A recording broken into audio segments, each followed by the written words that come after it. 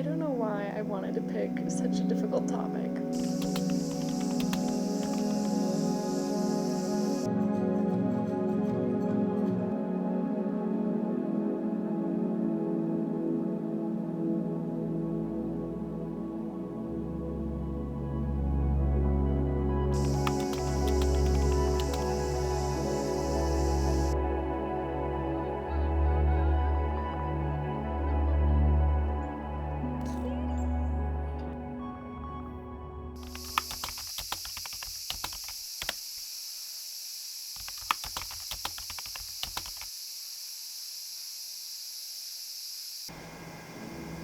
Welcome to my channel. I'm Kira. It's nice to meet you. I've chosen to talk about the meaning of life. This is my second video. I'm just tackling the big things first because this is what I care about.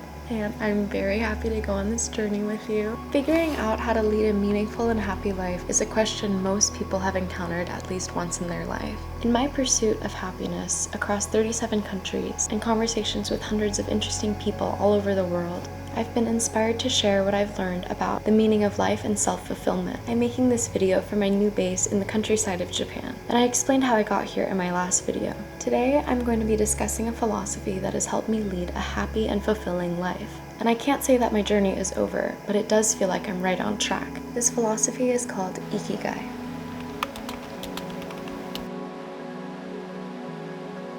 Ikigai is a Japanese concept that translates to the meaning of life.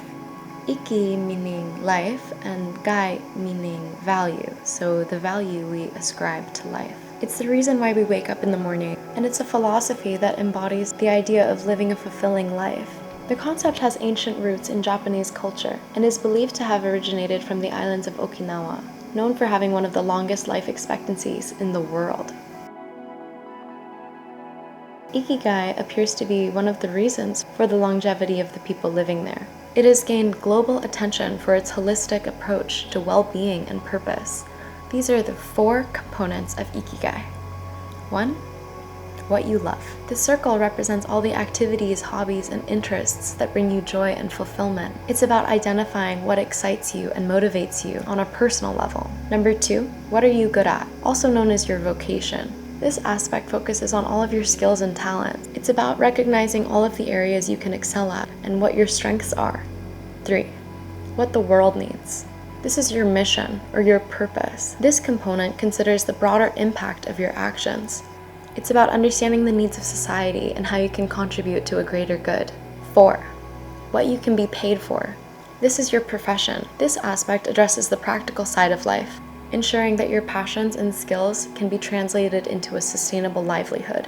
Where these 4 elements overlap is where you can find your Ikigai.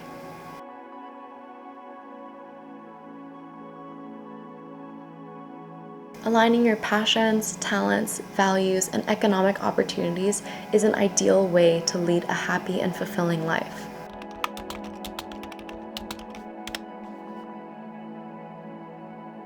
So at the beginning of this year, I was trying to find my Ikigai because I started reading this book. And this book is really great. I really recommend. This book asked me many great guiding questions, but it was after I read it that I realized my Ikigai could become my lifestyle. So I implemented the things that I learned from that book into my life. I figured out that there are basically 6 steps to figuring out and achieving your Ikigai. And that includes self-reflection, experimentation, balance, contribution, persistence, and mindfulness and gratitude. This is where I'm going to guide you in figuring out your Ikigai and helping you realize the happiest life you can live. So starting with self-reflection, begin by introspecting about your passions, values, and ideals. Ask yourself what activities make you feel most alive, and what do you excel at, and what drives your actions. The way I like to think about this is first considering all the things that I do that make me lose track of time. That's when I enter a sort of flow state of mind and things are just very effortless and fun. I was able to find parallels between different activities I did, and then I could pull out my strongest traits from each of those activities. 2. Experimentation. This is definitely my favorite step. Try different activities and professions that align with your interests and strengths. This process of trial and error can help you better understand where your Ikigai lies. I believe that this step is the most important aspect of self-discovery and figuring out your purpose in life, and it's why many people take a gap year or a career break. There are so many experiences to be had, so the best thing we can do as humans is to allocate time for discovering what we love.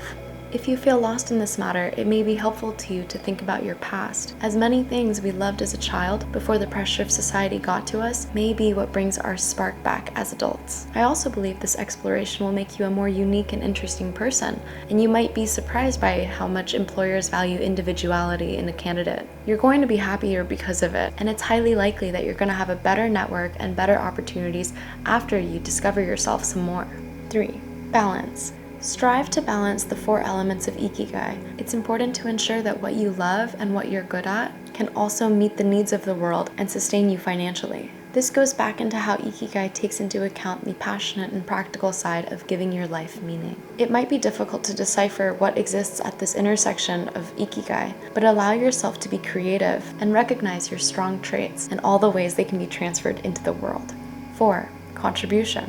This is an emphasis on the previous point, but when you focus on how the work you're doing can help other people, you can develop a sense of purpose addressing societal needs. Some people may first decide that they're passionate about something and they're really good at something, and as a side effect, it might be really good for other people. So it's not so important to revolve yourself around the idea of helping other people, but you should always be hopeful that the work you do is good for humanity and good for yourself. For me, I have always been deeply passionate about humanitarian issues, so I studied environmental studies and now sustainable energy. So I'm hoping to do something to address climate change and try and help maintain the livability of our planet.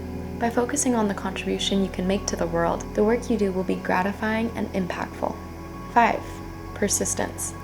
Ikigai is not something that is found overnight. It's a lifelong journey that evolves with time. Stay committed to your path and be open to changes as you grow and develop. The element of persistence is very challenging for any kind of philosophy, and that's why achieving Ikigai is a continuous process where you can experiment and reflect all the time about what you're doing and whether it brings you joy. I had a conversation about Ikigai in terms of people that had it and had lost it. For example, an Olympic athlete might devote their whole life to a sport, and once they retire, they may feel like they've lost their life's meaning. But actually, they've succeeded in life for one or a part of their Ikigai, and now they might move on to coach students or translate their passion for the sport in some other medium, allowing them to continue their Ikigai no matter what path they choose. Similarly, when a mother has a child, it can feel like their child is their Ikigai, and when the child grows up and leaves home, there's a sense of emptiness that the mother experiences. It's undeniable that the child does that for the mother. It shouldn't feel as though their purpose has left along with them. And there are things that can still bring joy and purpose to their life now that their child has grown up. My hope is for people to go through the seasons of Ikigai and to never lose sight of what makes them happy. Your passions can take many forms, and you can make the most of your life doing as many things in as many ways that make you happy. 6. Mindfulness and gratitude. Practice mindfulness and gratitude to stay connected to your Ikigai. This can help you stay grounded and appreciate the journey, rather than just focusing on the destination. This element is the secret to leading a happy life. You will never be content if you're not grateful for all the experiences that shaped you. The good, the bad, the confusing, the enlightening. Everything you discover is part of your journey, and part of you fulfilling your Ikigai.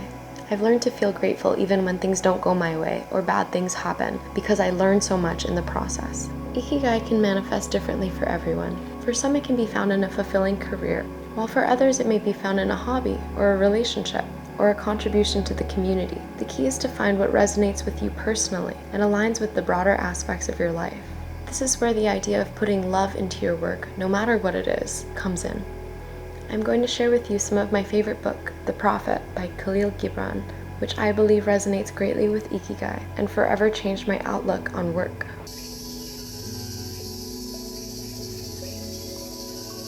Work is love made visible. And if you cannot work with love, but only with distaste, it is better that you should leave your work and sit at the gate of the temple and take alms for those who work with joy. For if you bake bread with indifference, you bake a bitter bread that feeds but half man's hunger. And if you grudge the crushing of the grapes, your grudge distills a poison in the wine. And if you sing though as angels, and love not the singing, you muffle man's ears to the voices of the day, and the voices of the night.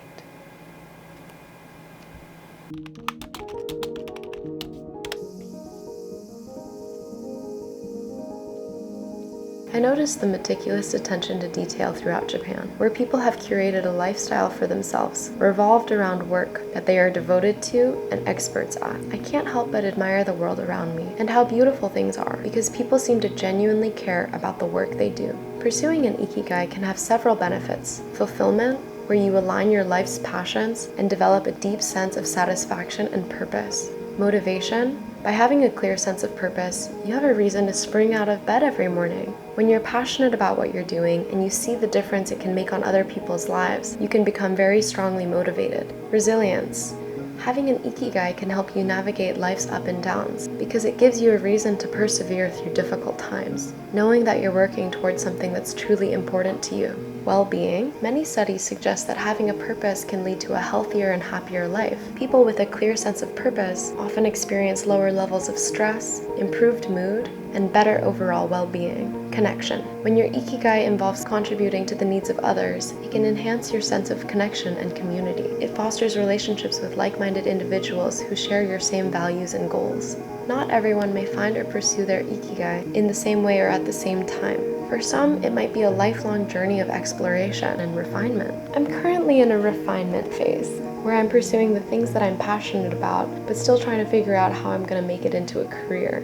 A major goal of mine was spreading goodness in the world, and I'm happy I might be able to try and do that via YouTube. I hope making this video can hopefully encourage people to pursue what they love and seek happiness. Thank you so much for watching. I was so nervous to talk about such a big topic, but it's the only thing that's on my mind these days, and it's the only question I feel like we're all plagued with. So I'm finding a lot of peace in organizing my thoughts and now sharing them with you. If you like this video, I hope to see you in the comments. I appreciate all the support. I hope you can take something positive from this video and implement it into your life. I wish you all the best. See you later. Same time next week. I have to continue recording at home because I'm getting eaten alive by bugs.